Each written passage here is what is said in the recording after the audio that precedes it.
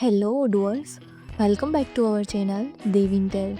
Today we will see how to display product details into purchase order list and quotation list. So let's see about that, how to work it. You can see here module Dev Purchase Product Details. First install this module, so click on this activate button. Now our module is installable. First go to purchase app and quotation in display product details. Now go to purchase order and also display here purchase in product details. Open it and display customizable days quantity is 1. So display here same. When install this module, then auto display here product details of purchase order. If you found this helpful, do it like, share and subscribe. Thanks for watching this video.